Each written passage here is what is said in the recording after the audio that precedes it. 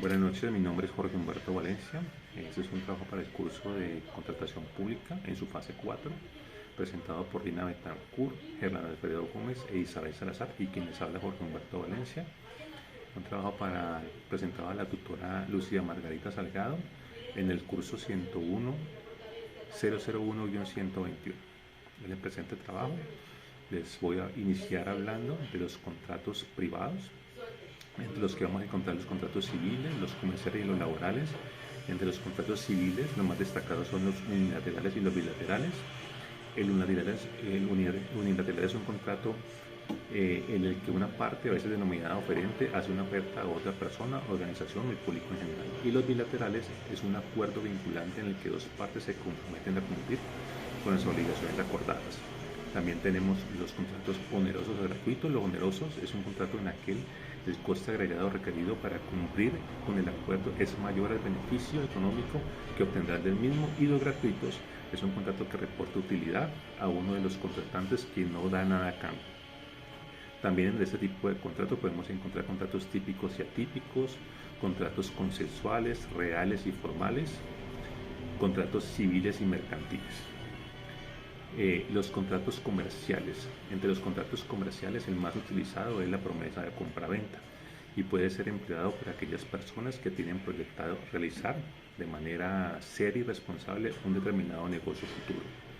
Encontramos también el contrato de compra-venta, que es un acuerdo entre dos partes, entre un vendedor y un comprador, en el que la primera se compromete a entregar un bien y la segunda una cantidad de dinero a cambio de este. Tenemos también el contrato de arrendamiento urbano, que es uno de los más utilizados. Es aquel por medio del cual dos personas con capacidad de contraer derechos o obligaciones se comprometen o obligan una con la otra a conceder el goce y disfrute de un inmueble a cambio de un dinero pactado.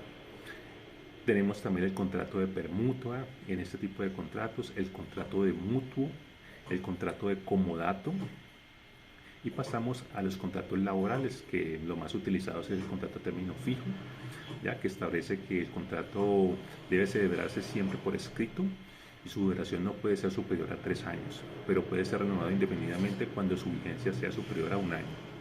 El contrato a término indefinido, que puede celebrarse por el tiempo indefinido, el artículo 47 del Código Sustantivo del Trabajo lo regula, y este tipo de contrato tendrá vigencia mientras subsistan las causas del contrato. Tenemos también el contrato por obra y labor.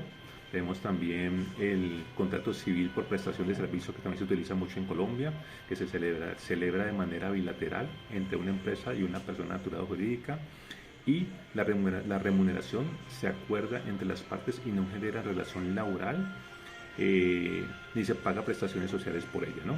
Y el contrato de aprendizaje, que es una forma especial de vinculación a una empresa, ya que no se considera un contrato laboral como tal y está enfocado más bien a la formación del estudiante a través de la experiencia en el mundo laboral. Buenas tardes, mucho gusto. Mi nombre es Alfredo Gómez.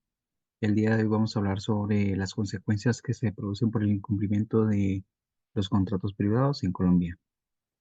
Por el cumplimiento de los contratos, según lo estipula el Código Civil en el artículo 1546, indica de un pago de 40 salarios mínimos vigentes por la parte la cual incumpla. Eh, el daño se produce por daños y perjuicios.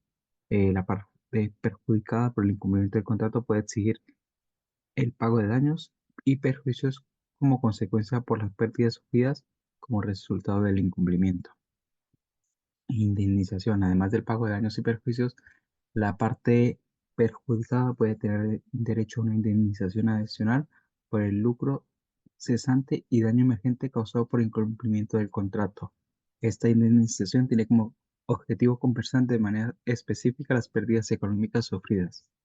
Resolución de contrato.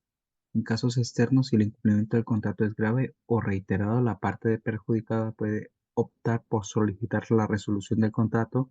La resolución del contrato implica la terminación del mismo y puede conllevar a la obligación de restituir las prestaciones recibidas. Es importante tener en cuenta que las consecuencias por incumplimiento de contratos pueden variar según las circunstancias específicas de cada caso.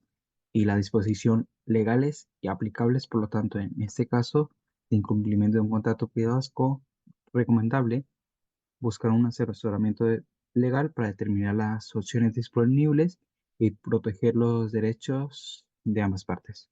Muchas gracias.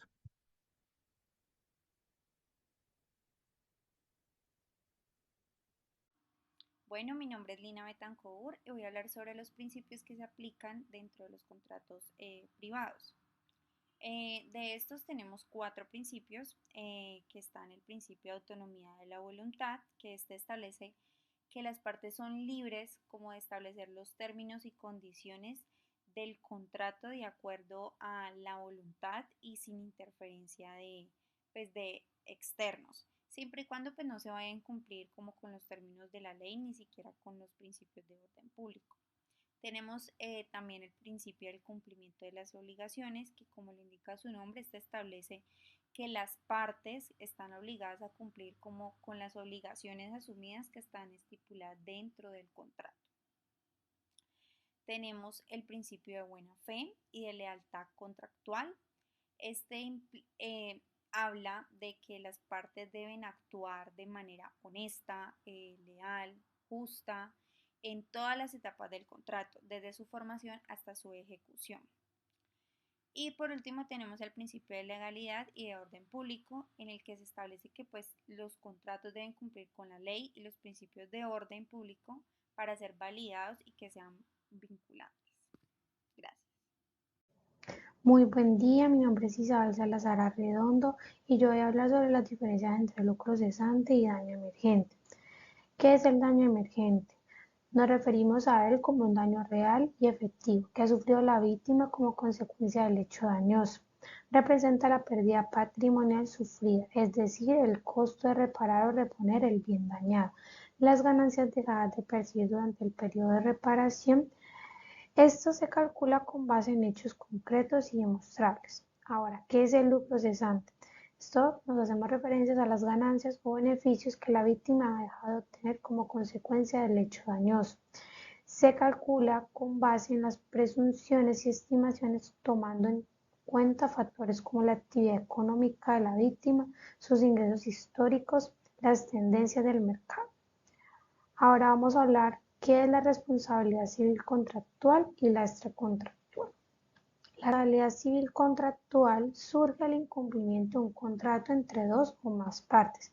En este caso, la víctima tiene derecho a reclamar una indemnización por los daños y perjuicios sufridos como consecuencia del incumplimiento, mientras que la responsabilidad civil extracontractual surge de un hecho ilícito que causa daño a otra persona. Este hecho ilícito puede ser un delito como un homicidio, causar lesiones a otra persona o un cuasi delito, la culpa extracontractual o una negligencia.